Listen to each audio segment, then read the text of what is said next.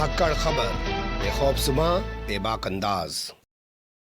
धाकड़ खबर के news room से मैं आपके साथ हूं अकरम रईस खान। बॉलीवुड फिल्में कहूं या हिंदी फिल्में कहूं, एक सीन बार बार बहुत सारी फिल्मों में आप लोगों ने देखा होगा कि फर्ज के खातिर लोग अपने परिवार को कुर्बान कर रहे हैं। पुलिस वाला है अपने बेटे जो मुलजिम है उसको गिरफ्तार करके जेल में डाल रहा है, पुलिस वाला है अपने भाई जो मुलजिम है उसको गिरफ्तार करके जेल में डाल रहा है, जज है अपने मुलजिम बेटे को नहीं बचा रहा है, मंत्री है अपने रिश्तेदारों को मिलने वाले जो मुलजिम लोग हैं उनको नहीं बचा रहा है, अपने बच्चों तक को कुर्बान कर रहा है, कह रहा है आतंकवादियों मेरे बच्चे को मार डालो, मैं आतंकवादियों को रिहा नहीं करूंगा। लेकिन क्या ऐसा रियल लाइफ में भी होता है? जी नहीं, ऐसा रियल लाइफ में होता होगा एक जमाने में, लेकिन जब से 56 इंच का सीना रखने वालों की सरकार देश के अंदर चलना शुरू हुई है, जब से चल रही है, तब से ये सीन उलट गया है। अब अपने परिवार के लिए अपने लिए सब कुछ किया जा रहा है, वो भी संवैधानिक सीट पर बैठकर, और संवैधानिक सीट की लगातार धज्जियां उड़ाई जा रही है, यानी कि अपने फर्ज की लगातार धज्जियां उड़ाई जा रही हैं। वैसे फिल्मों के अलावा बात करें तो हम ये तमाम चीजें पढ़ते हुए बड़े हुए हैं, अखबारों में किताबों में हमारे यहाँ फर्ज को ज्यादा अहमियत दी गई है, तभी तो हमारे यहाँ की एक फिल्म मदर इंडिया ऑस्कर के लिए चली जाती है। आज तक हमारे यहाँ ऑस्कर के लिए कितनी फिल्में जा पाई हैं आप जानते हैं, क्योंकि उसमें एक माँ जब देखती है कि उसी का बेटा गांव की एक बेटी को उठा के ले जा रहा है, डाकू बन चुका है, सुनील दत्त गोली मार देती है। ये हमारा भारतीय चरित्र है जो इन लोगों ने आज बदलने की कोशिश की है। अब आप कहेंगे कि आपको इतनी लंबी कहानी सुनाई क्यों? एक वीडियो सामने आया उत्तर प्रदेश के करहल से।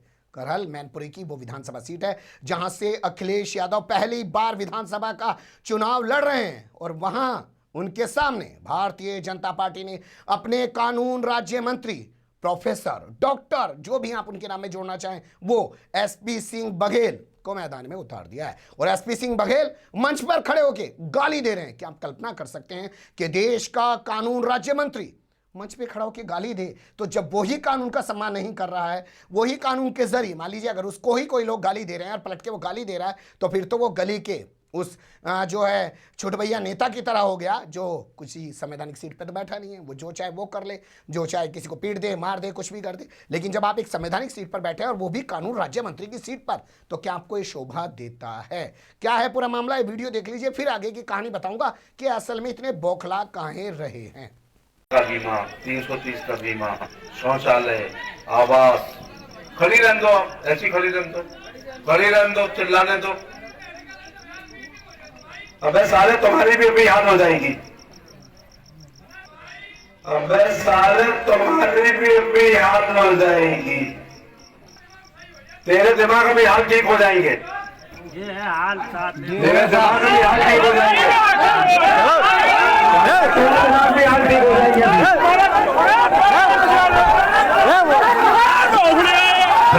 दिमाग ठीक कर रहे हैं अभी।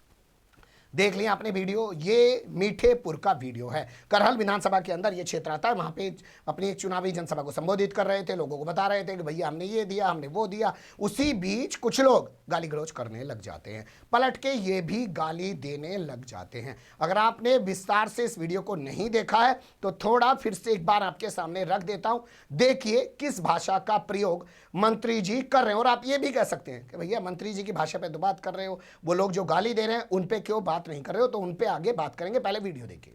का बीमा, 330 का बीमा, शौचालय, आवास, खड़ी रहने दो, ऐसी खड़ी रहने दो, खड़ी रहने दो, चिल्लाने दो। अबे साले तुम्हारी भी हाल हो जाएगी, अबे साले तुम्हारी भी हाल हो जाएगी, तेरे दिमाग में भी हाल ठीक हो जाएंगे, ये है हाल साथ में तेरे दिमाग में भी हाल ठीक हो जाएंगे, तेरे दिमाग में हाल ठीक हो जाएंगे।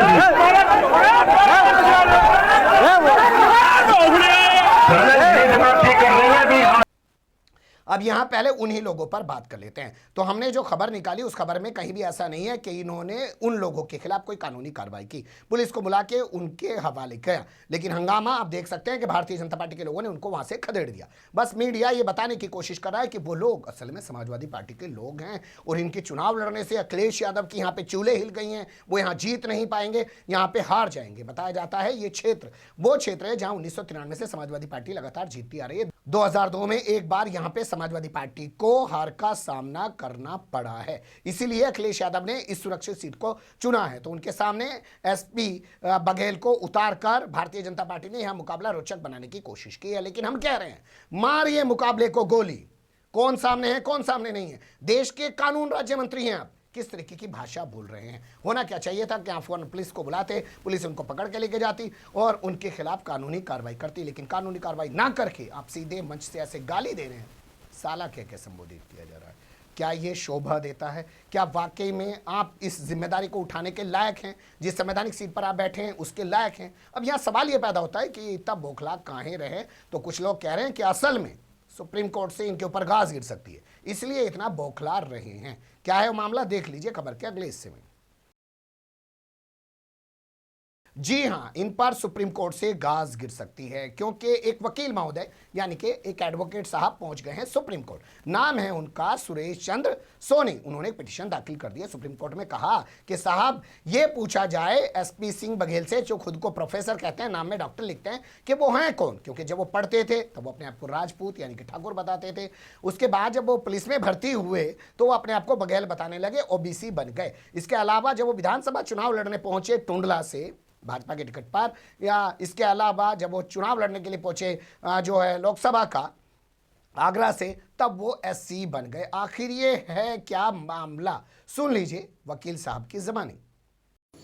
मैनपुरी आने का पहला उद्देश्य मेरा ये है कि भारत के संविधान की रक्षा करना, और भारत के संविधान की कोई अवहेलना करता है तो उस व्यक्ति के विरुद्ध मीडिया के माध्यम से जनता को जागृत करना।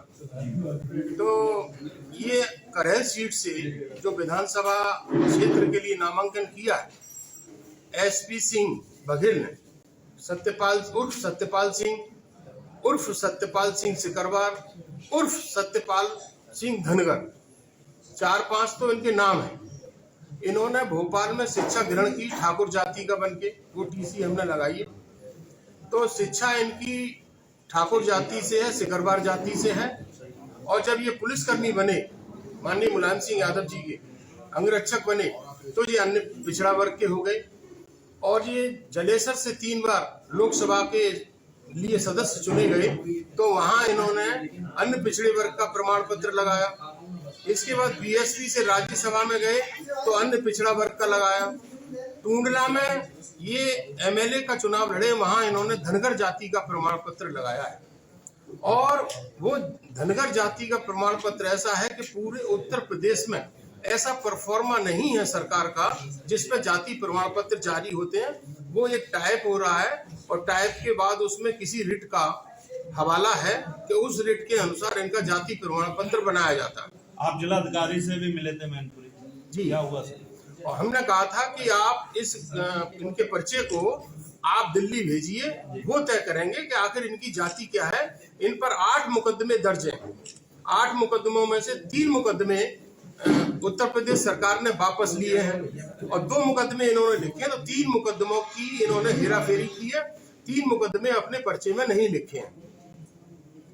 सुन लिया आपने वकील साहब को, किस तरीके से विस्तार से वो तमाम चीज़ों को रख रहे हैं और इस मुद्दे को उठा रहे हैं। समाजवादी पार्टी के ये नेता बताए जाते हैं। अब इनके पिटीशन दाखिल करने के बाद ही लोग कह रहे हैं कि असल में एसपी सिंह बघेल बौखला गए हैं, तभी मंच से इस तरीके से गाली गलौज कर रहे हैं। यहाँ फिर मैं आपको कह रहा हूँ, जिम्मेदार सीट पर ये बैठे हुए हैं, इनको जिम्मेदारी का ज़्यादा परिचय देना है। जब आपने फिल्मों में देखा होगा कि पुलिस वाला है, उसका भाई गुंडा है, तो पुलिस वाला फिर भी अपना फर्ज निभाता है, अपने भाई की तरह गुंडा ही नहीं दिखाने लग जाता है। उसका भाई ज़रूर गुंडों की तरह काम करता रहता है। तो यही सीन यहाँ पर फिट होता है कि अगर वो लोग गाली दे रहे हैं तो आप भी गाली से जवाब दे रहे हैं, तो फिर आपको कानून राज्य मंत्री के पद पे नहीं रहना चाहिए। मोदी सरकार को फौरन इनको बर्खास्त कर देना चाहिए। पर ये नैतिकता वाली बातें तो इस सरकार पर लागू हो ही नहीं सकती। एक खबर उभर रही थी, मुझे लगा कि आपको रूबरू करा दे। बने रहिएगा धाकड़ खबर के साथ। फिलहाल कमेंट्स के रूप में आप लोग अपनी राय दे सकते हैं, खबर को लाइक कर सकते हैं, चैनल को सब्सक्राइब कर सकते हैं और ज़्यादा से ज़्यादा हमारी खबरों को शेयर कर सकते हैं। फिर ऐसे ही किसी सुलगते हुए या उलझते मुद्दे लेकर मैं आपके सामने होऊंगा हाजिर। फिलहाल अभी मुझे दें इजाज़त।